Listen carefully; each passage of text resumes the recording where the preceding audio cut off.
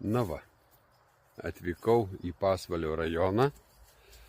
Ką tik sutikau vieną žmogų su dviračiu važiuojantį. Pasitikslinau dėl vietos, nes nemačiau prie kelio pavadinimo, kad yra Diliauskų kaimas.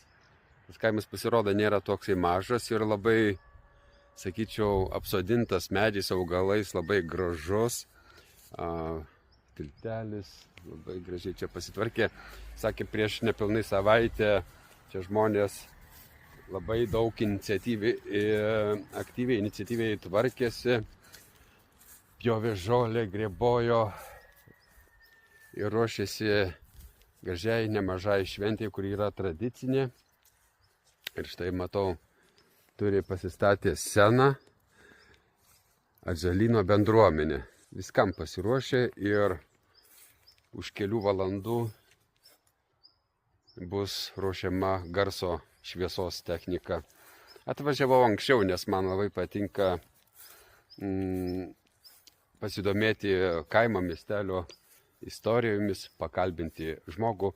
Gal ir pavyks šiandien kokį įdomų žmogų surasti, kuris papasakos apie šio kaimo, panašu į miestelį truputėlį, istoriją. Taigi lauksiu aš to žmogaus, tikėtina, kad ir jūs lauksite mūsų įdomių pokalbių. Pasivaikščiokime, pasižiūrėkime šio kaimo gatvelėmis. Aš tai matau ilgą skelbimų lentą. Neteko matyti prie skelbimų lentos tiek daug pašto dėžučių. Bet šiaip gerai sugalvota, jeigu nori pasimti laišką ar šiaip kokią spaudą iš pašto dėžutės, esi kažkuria prasme ne tai kad priverstas, bet sąlygos sudarytos iš karto perskaityti ir skelbimus. Va, matau, naktiniai skaitymai prie Pyvesos.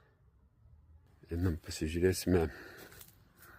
Kažkur netoliese teko upė Pyvesa. Upės tekančios nematau, bet štai ką, vietoj Pyvesos upės pamačiau besiganančią.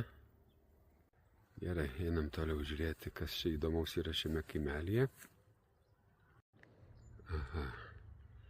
Čia vėl praeinu Atžalyno parkelį. Va, matau, vyrai jau kažką krauna iš automobilio. Na, štai koks grožis beržų. Visa eilė. Taip, įdomu, kas tas pastatas, kas čia jame veikia.